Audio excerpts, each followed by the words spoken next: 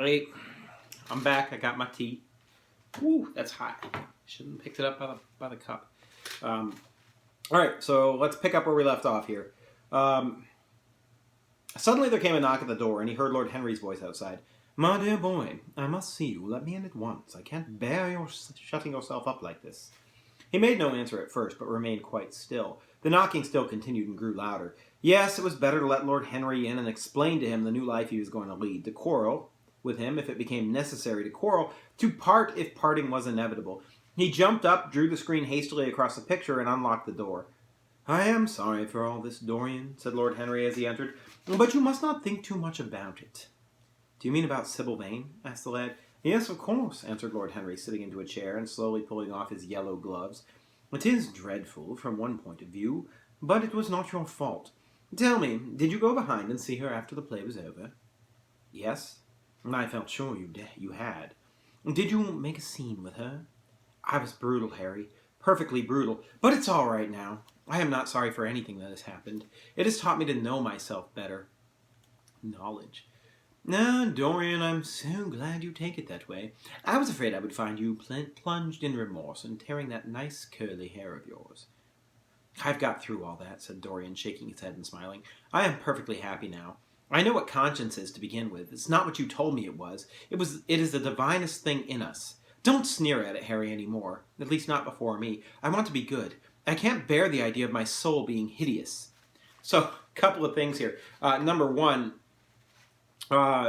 conscience is the divinest thing in us.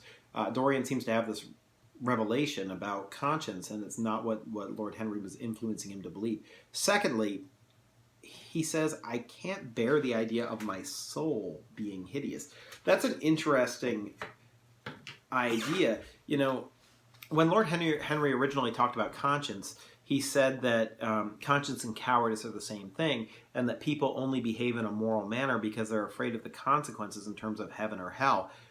Is this any different?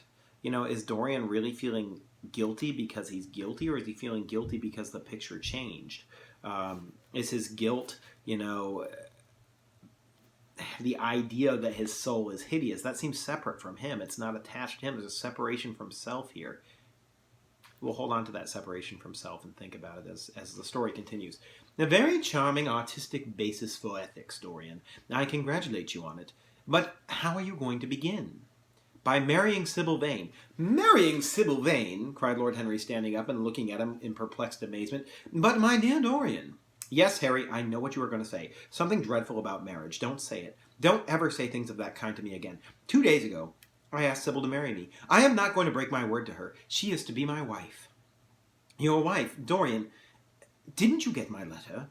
I wrote to you this morning and sent it down by my own man." "Your letter? Yeah, of course, I remember. I have not read it yet. Harry, I was afraid there might be something in it that I wouldn't like. You cut life to pieces with your epigrams." "You know nothing, then?" "What do you mean?" Lord Henry walked across the room, and sitting down by Dorian Gray, took both his hands in his own and held them tightly. "Dorian," he said, "my letter, don't be frightened, was to tell you that Sybil Vane is dead." A cry of pain broke from the lad's lips, and he leaped to his feet, tearing his hands away from Lord Henry's grasp. "Dead? Sybil dead? It's not true. It's a horrible lie. How dare you say it?" "It is quite true, Dorian," said Lord Henry gravely. Pause. Gravely. Ah ha ha. I mean, I think, Oscar Wilde's got to be conscious of that sort of pun that he just threw in there. But bon bon bon. Sybil's dead? This is earth-shattering news. How does this affect Dorian? How does this affect his plans? What's going to happen here? Let's keep reading and find out. "It is in all the morning papers. I wrote down to you to ask you not to see anyone till I came. There will have to be an inquest, of course, and you must not be mixed up in it. Things like that make a man fashionable in Paris, but in London people are so prejudiced. Here one should never make one's debut with a scandal. One should reserve that to give an interest to one's old age. I suppose they don't know your name at the theatre. If they don't, it is all right. Did anyone see you going round to her room? That is an important point." Dorian did not answer for a few moments. He was dazed with horror. Finally he stammered in a stifled voice. "Harry, did you say an inquest? What did you mean by that? Did Sybil—" "Oh, Harry, I can't bear it. But be quick. Tell me everything at once." I have no doubt it was not an accident, Dorian, though it must be put that way to the public. It seems that she was leaving the theatre with her mother about 12:30 or so. She said she had forgotten something upstairs. They waited some time for her, but she did not come down again. They ultimately found her lying dead on the floor in her dressing room. She had swallowed something by mistake, some dreadful thing they use at theatres. I don't know what it was, but it had either prussic acid or white lead in it. I should fancy it was prussic acid. She seems to have died instantaneously. Harry! Harry, it's terrible, cried the lad. Yes, it is very tragic, of course. But you must not get yourself mixed up in it. I see by the standard that she was 17. I should have thought she was almost younger than that. She looked such a child, and she seemed to know so little about acting. Pause. Like, you can't stop insulting her even after she's dead?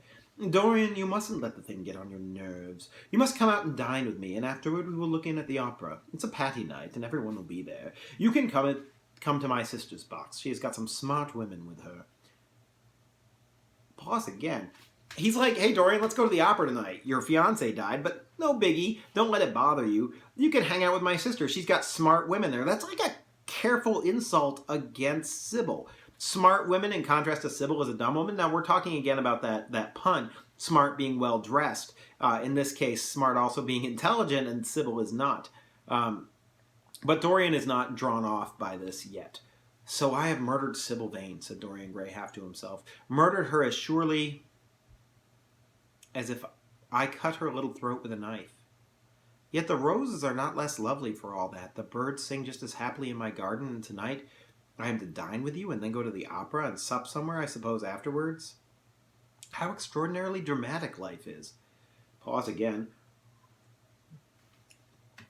Dorian is definitely affected a little bit by Sybil's death here, but these observations, I think, are important thematically. Yet the roses are not less lovely for all that. That's a reference to a rose by any other name would smell so sweet. There's sort of an allusion quality to that line. The birds sing just as happily in my garden. How extraordinarily dramatic life is.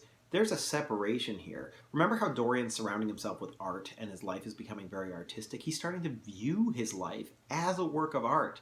How dramatic his life is. It's not that Sybil killed herself so much like in reality, but that it feels like a drama. And we've had hints about this before. Let's see, where was I? If I had read all this in a book, Harry, I think I would have wept over it. Somehow, now that it has happened actually to me, and in reality, it seems far too wonderful for tears. Here's the first passionate love letter I've ever written in my life. Strange that my first passionate love letter should have been addressed to a dead girl. Can they feel, I wonder, those white, silent people we call the dead? Sybil, can she feel or know or listen? Oh, Harry, how I loved her once. It seems years ago to me now. It was last night, bro. Like, honestly. She was everything to me. Then came that dreadful night. Was it really only last night? When she played so badly and my heart almost broke. She explained it all to me. It was terribly pathetic, but I was not moved a bit. I thought her shallow. Suddenly something happened that made me afraid. I can't tell you what it was, but it was terrible. I said I would go back to her. I felt I had done wrong, and now she is dead. My God, Harry, what shall I do? You don't know the danger I am in, and there is nothing to keep me straight. She would have done that for me. She had no right to kill herself. It was selfish of her. So Dorian is accusing Sybil of being selfish in killing herself. And that it affects him in a negative way, and it's the effect on him that's the worst part about her suicide. Now, to be fair, I think suicide is a selfish act. At the end of the day, you know, people aren't doing it for other people's sake; they're doing it for their own. But to call somebody out on that when they've just committed suicide seems very callous and unfeeling. And here Dorian is, you know, not having any real emotion or connection to Sybil as herself. He's accusing her. My dear Dorian, answered Lord Henry, taking a cigarette from his case and producing a gold Latin matchbox.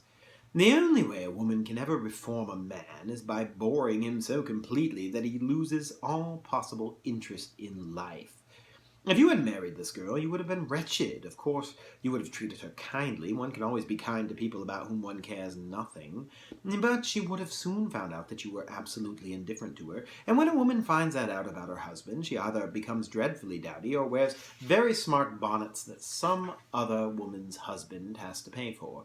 I say nothing about the social mistake, which would have been abject, which, of course, I would not have allowed. But I assure you that in any case, the whole thing would have been an absolute failure. I suppose it would, muttered the lad, walking up and down the room and looking horribly pale. But I thought it was my duty. It is not my fault that this terrible tragedy has prevented my doing what was right. I remember your saying once that there is a fatality about good resolutions, that they are always made too late. Mine certainly were. Pause again. Dorian's not even taking credit at all. It's not my fault that this terrible tragedy has prevented my doing what was right. I was going to do the right thing, clearly, and this has prevented me from doing it, and so it's somebody else's fault, not mine. You know, that passing the buck goes back to the story of the Garden of Eden, too. It was Eve's fault. Blame the snake. Good resolutions are useless attempts to interfere with scientific laws. Their origin is pure vanity. Their result is absolutely nil. They give us, now and then, some of those luxurious, sterile emotions that have a certain charm for the weak. That is all that can be said for them. They are simply checks that men draw on a bank where they have no account. I love that line. I know I analyzed Lord Henry probably too much, but what an aphorism. Good resolutions are checks men draw on a bank where they have no account. I mean, that's true, right? Like, how many of you make like that, I'm going to lose weight resolution, every January? You don't have any account in the bank of, I'm going to lose weight. There's no money in that account, and yet you're trying to draw on it. You end up overdrawing that account. Same thing. I often have students who don't turn in any homework, and they're like, I'm going to turn in all my homeworks from now on, Mr. Howard. And I'm like, you got no money in the bank if I'm going to turn in all my homeworks. Why don't you make a deposit first before you start making wild claims? And I think it's a great metaphor for good resolutions and their point and their purpose. Harry, cried Dorian Gray, coming over and sitting down beside him. Why is it that I cannot feel this tragedy as much as I want to? I don't think I am heartless. Do you? You have done too many foolish things during the last fortnight to be entitled to give yourself that name, Dorian, announced Lord Henry with his sweet, melancholy smile. The lad frowned. I don't like that explanation, Harry, he rejoined, but I'm glad you don't think I am heartless. I am nothing of the kind. I know I am not. And yet I must admit that this thing that has happened does not affect me as it should. It seems to me simply like a wonderful ending to a wonderful play. It has all the terrible beauty of a Greek tragedy, a tragedy in which I took a great part, but by which I have not been wounded. Whoa, pause. Here's more evidence that Dorian Gray is viewing life artistically in this weird way that separates him from reality. He uses the word wonderful. His fiancée just committed suicide, and it's a, quote, wonderful ending to a wonderful play. That's an interesting word choice. Look at Wilde's diction. What does it say about Dorian, his life choices, his character, how he views himself in the world, that he would use a word like wonderful to describe the suicide of his fiancée? He also says it has the terrible beauty of a Greek tragedy in which he took a great part, but which he has not been wounded. So he's an actor? Is this another similarity between him and Sybil? Sybil saw herself as an actress, but believed the play to be reality, and didn't view reality as real, but viewed her life as a play. Isn't Dorian doing the same thing here? Isn't he trying to make his life art, and thereby it's devoid of morality? There is no such thing as a moral or an immoral book. It is only well written or badly written, that is all. If you can make your life art, then its only value is in the spectator, not in itself. And if you can spectate your own life, so things are starting to come together for Dorian's character, and you can really see the change that the picture and Lord Henry's influence, a combination of these two things, have wrought on him. And it's fascinating stuff. This is why I get all geeked out about literature. This is really a powerful chapter. There's great things going on. We'll hear Lord Henry's take on this. It is an interesting question, said Lord Henry, who found an exquisite pleasure in playing on the lad's unconscious egotism. An extremely interesting question. Now I fancy that the true explanation is this. It often happens that real tragedies in life occur in such an inartistic manner that they hurt us by their crude violence, their absolute incoherence, their absurd want of meaning, their entire lack of style. They affect us just as vulgarity affects us. They give us an impression of sheer brute force, and we revolt against that.